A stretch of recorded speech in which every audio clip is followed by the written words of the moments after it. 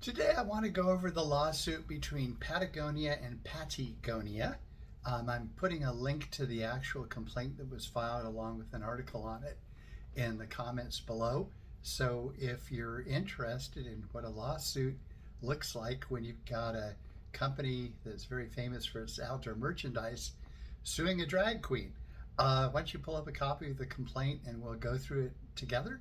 I'm going to kind of take out all the lawyer legalese and put this one in plain English. So if you turn to page 1 of the complaint, you see that it's a complaint for trademark infringement, dilution, and unfair competition.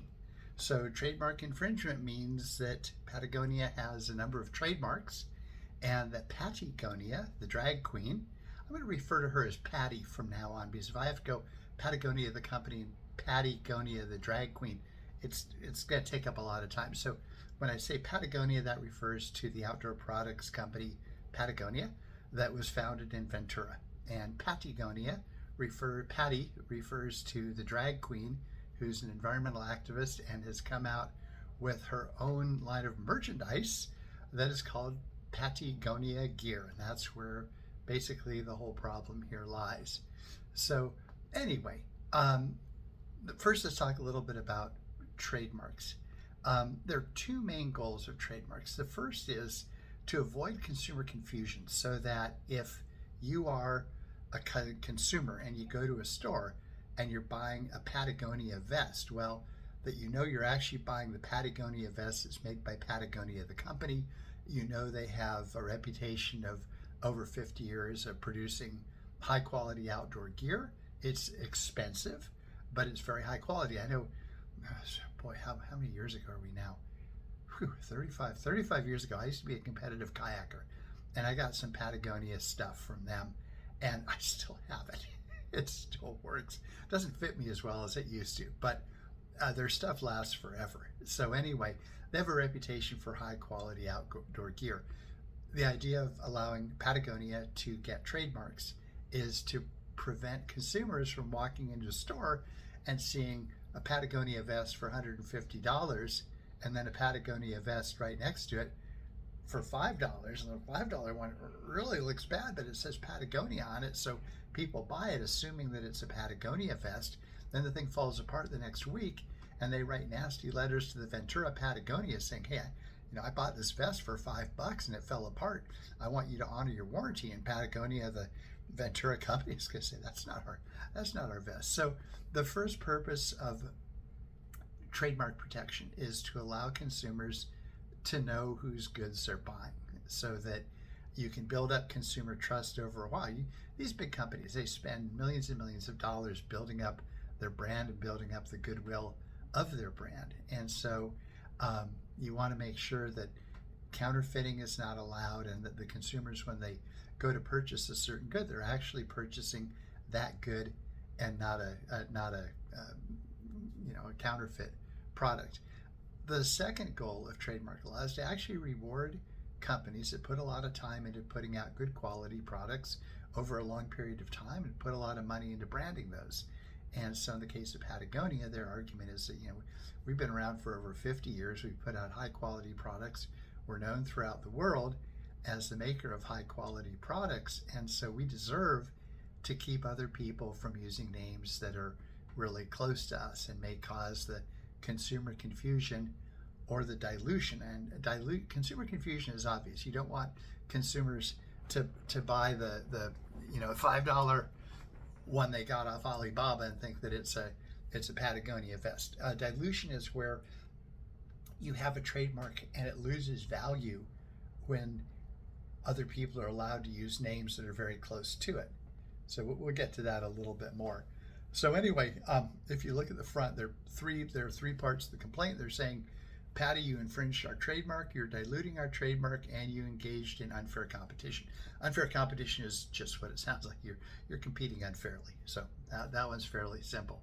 So let's go over page 1 of the complaint. Patagonia is saying that they've been around for over 50 years. They have an international reputation. They have a reputation for putting out high quality products. They're well known in the industry. And then they say Patti Gonia, Patty, you're a drag queen who's also an activist in environmental protection, among other things. And worst of all, Patty, you just filed your own trademark application that includes Class 25 for clothing, and you're selling Patagonia clothing on your website. So you're confusing consumers, you're diluting our trademark, and you're unfairly competing with us. Now, let me just throw in a side note here. Patty filed her one trademark application in 5 classes. I like to file a separate trademark application for each class of goods and services. The reasons here are twofold. First of all, with a trademark application, you file the application, it usually goes into the U.S. Patent and Trademark Office, and 8 months later, an examiner will examine it. Now, if you file 5 separate trademark applications and they say, well, we're going to allow 4 of them, but we're going to reject 1, you say, okay, fine, I'll take the 4, and I may come back with a response that argues against your rejection, but we can handle that separately. When you have one trademark application with 5 different goods and services, sometimes you have to divide things out, and you have to go through quite a bit of jumping through hoops just to try to get the trademark classes that are allowed to issue. The second thing is, if you have a trademark issued in 5 classes, during the first 5 years of the trademark's life, anyone can file a petition to cancel, in which they accuse you of either defrauding the USPTO or maybe not using the mark in commerce for a few years. And so if they file a petition to cancel against your entire mark and you've got 5 classes in there, wouldn't it be better if they just filed that petition to cancel against 1 mark? Anyway, I'll put a link to Patty's trademark filing separately. Okay, so now this is where this gets a little murky, because for quite a few years, Patagonia and Patty talked back and forth about trying to work out an agreement by which Patty would continue to be an environmental activist, use her drag queen name, Patti Gonia, and just do drag shows, put out videos where she talked about saving the earth, things like that, but not selling clothing. And here's where it gets murky, because Patagonia says, well, we thought we had a deal. And Patty's saying, apparently, well, no, we didn't have a deal. So anyway, this is a little bit problematic, and which is why it's good to get things in writing signed by both parties. But apparently the email chain here was, it's still a little bit confusing, and nobody can quite agree what the end result of it was. Okay, so let's go to pages 2 and 3. Here's where Patagonia really lays out the charges here. They're saying that Patty is using logos very similar to Patagonia's on merchandise, and from the pictures, it looks pretty bad to me. I mean, it looks like trademark infringement, and it certainly is trademark dilution, in my opinion. But I'll talk about that more. So they say that jurisdiction and venue are just 2 things that has to be met. Basically saying, is the court a proper place to bring this lawsuit? And then second of all, is it fair to Patty to force her to defend in this court? Patty is out of Oregon, so she'd probably rather fight the lawsuit up in Oregon, but Patagonia is saying, no, you come down here to Ventura because you're selling your stuff here. So now Patagonia then jumps through quite a few hoops to prove that they are a really good group of people, which I think they are, with their hearts in the right place. And they've done a whole lot of stuff that has benefited the earth. And fortunately or unfortunately for Patagonia, when the woke DEI movement came in, they jumped in with both feet. So they are kind of hard pressed to argue that a drag queen is damaging their brand. So this is not a fun lawsuit for Patagonia to bring. And if you read through the complaint, it becomes obvious that this is the last thing that they wanted to have happen, that they basically filed this lawsuit because they had to. And I agree with them. I think they had to file this lawsuit for reasons I'll discuss below, but you can't just selectively enforce your trademarks against people you don't like while you let people who share your environmental or your social views go ahead and use your trademark. Now, there is something called a licensing agreement that can solve that, but anyway, it's not my dog. So pages 7 through 9, Patagonia goes on about, kind of all the things their company has done, and they point out that the mountain range that is their famous logo, it's from Mount Fitzroy, which is in the Andes on the border between Chile and Argentina. And speaking as someone who has traveled to Santiago, Chile a number of times, usually if you fly out of either Dallas or Miami, it's a red eye. And get yourself up at about an hour before you land in Santiago, and you'll see the sun coming up over the Andes. It's just one of the most spectacular sights. It's almost worth taking that plane trip just for that view. And I love Chile and Argentina. I've been down around those areas quite a bit, and but this plane trip is spectacular. Anyway, so they're basically saying, hey, we're a good company, we're good people, we do a lot of good things. We really don't mean to be picking on Patty, but she's making us. We have to. And starting page 10 to 14, they list all of Patagonia's trademarks, and you notice that some of them date back to 1974. So it's, they're essentially saying, here, look, we've had our trademarks for 50 years, or more than 50 years. We've put millions into building up our brand and making sure that people associate quality products with the name Patagonia. And then page 14, they say, well, I thought we had a deal, but apparently we don't. Now Patty is selling merchandise under the brand Patti Gonia, and she's filed for her own trademark. So this is really going to cause us problems. And then they show pictures of Patty's shirts, which are like $50 for a t-shirt. And I thought that was like really overpriced. And then I looked at Patagonia's, and Patagonia shirts are $45. So apparently I'm quite a bit beyond my years as a competitive kayaker, because I remember when t-shirts were $9.95. But anyway, so I think all t-shirts appear to be expensive. Now, the Patagonia shows a few pictures of Patty with merchandise that is an obvious ripoff of the Patagonia logo. Now, Patty says this is just fan art. She didn't make it. She doesn't endorse it. This is just fan art that people made. So I don't know how that shakes down. But if these truly are things made by Patti Gonia, I don't think that helps your case very much. I think it makes a very clear case for trademark infringement. So anyway, page 23 and 24, they basically lay out again the claims of trademark infringement and dilution. As you notice with lawsuits, lawyers repeat usually the same thing 5 or 6 times with the hope that sooner or later anyone who reads it will be convinced that that truly is the way that the judge or jury should rule. So anyway, she says, Patagonia is saying, we thought we had a deal. Apparently we don't. And now look at what Patty's doing. She's selling confusing products. She's using our logo to promote a tour of theaters and arenas. Patty does drag queen shows at theaters and arenas. She filed her own trademark applications. She puts the Patagonia logo on gloves. She used on Instagram. And apparently she was at a TED Talk, and she appears to have claimed that members wearing Patagonia were wearing her merch. Okay, so unless she was out there in the audience, excuse me, ma'am, can I look at the tag on the back of your shirt? Oh, that's a Patti Gonia. Yeah, you're wearing my merch, but all you wearing Patagonia, you're not wearing my merch. Anyway, so just more saying that Patagonia has tried as hard as they can to avoid a lawsuit here.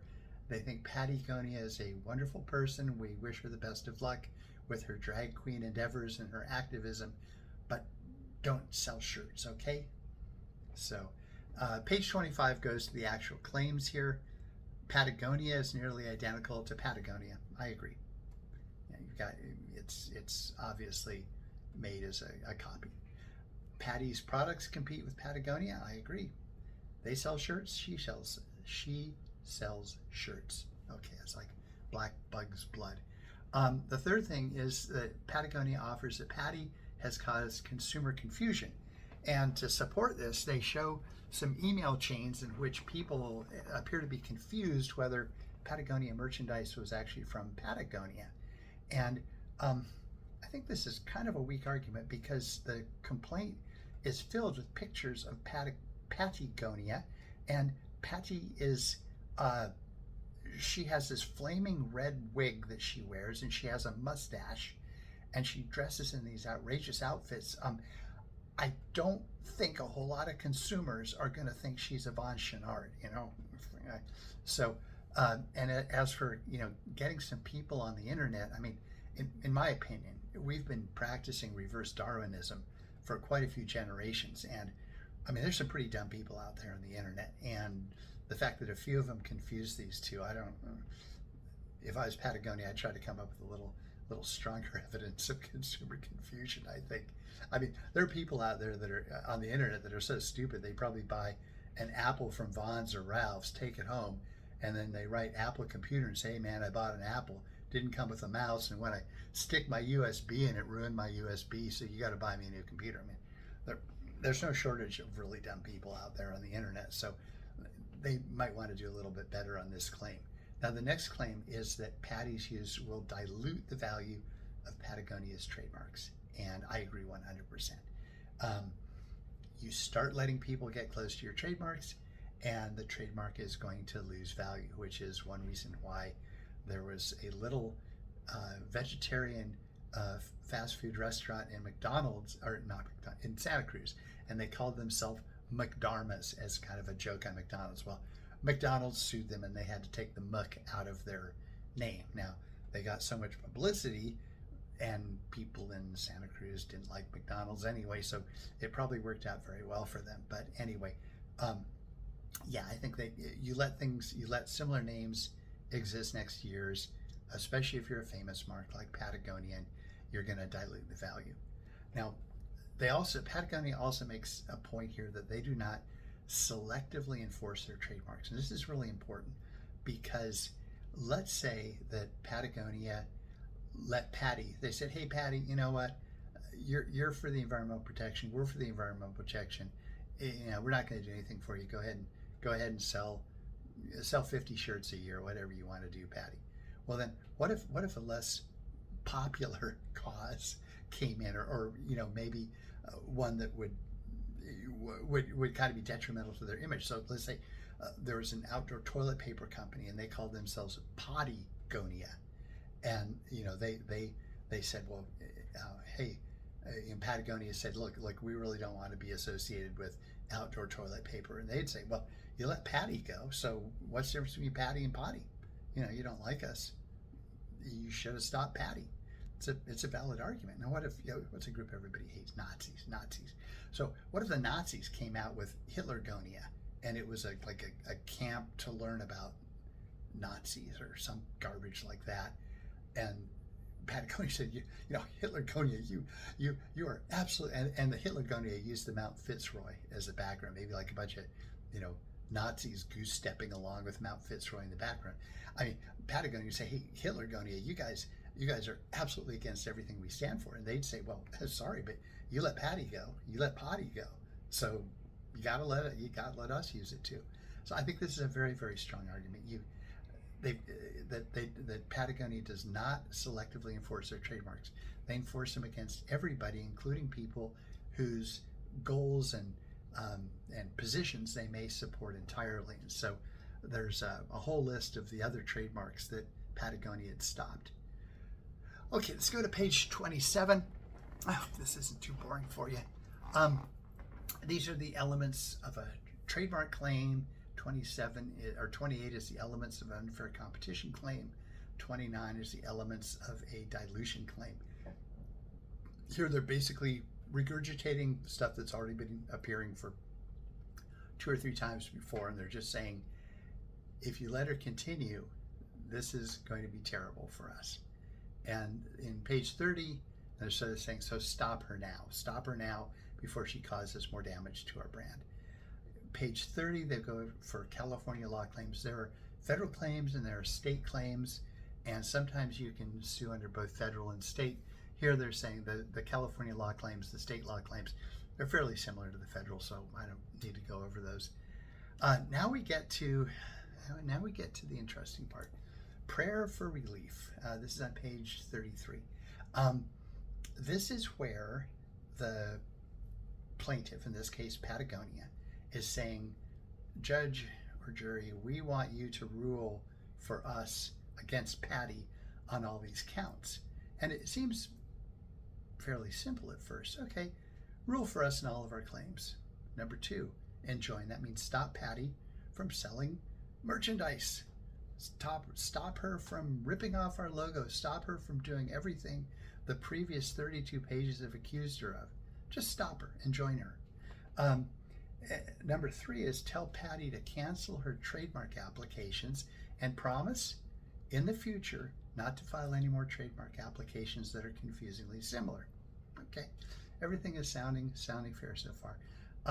Send us all your merchandise. So Patty is supposed to send Patagonia all of her Patti Gonia t-shirts and gloves and whatever else she's selling, and Patagonia will probably incinerate them, or I don't know, that wouldn't be very environmentally friendly. I don't know what they're going to do with them. But anyway, basically they're telling Patty, don't make any more money off our name. Number 5, give us $1 in damages, that just seems incredibly generous. I mean, they have a very good case against Patty, and they're just asking for $1 in damages because they don't want to ruin Patty. But then number 6, pay our legal fees. Do you have any idea, if this thing goes all the way through a jury trial, what Patagonia's legal fees are going to be? I mean, I don't even want to guess, but I'm guessing a few million, because they ask for legal fees and investigative costs. So if this goes all the way through trial and Patagonia wins and they get, item number 6, Patti Gonia is going to be bankrupt Gonia. I mean, I don't know how she's going to pay for this. So that's kind of the little teaser there at the end, which is, so Patty, why don't you just agree not to sell merchandise, and we'll agree to just let this whole thing go away, which I think is going to happen. I think that Patagonia's in a bad spot here. They're going after somebody who, in many ways mirrors their stated values. And Patty, I don't know how much she's making off this merchandise, but I don't think it's not going to pay for a lawsuit against Patagonia. I can guarantee you that. So the way I think this is going to end up is that Patagonia and Patty are going to settle, maybe for $1, maybe for nothing. Patagonia is going to eat their legal fees to date, and Patty's going to agree not to sell any more merchandise. So that's just my prediction on how things go. So anyway, for those who are still awake, thank you for watching, and I'm going to put out another one pretty soon on another rather interesting trademark infringement case. So thanks for watching.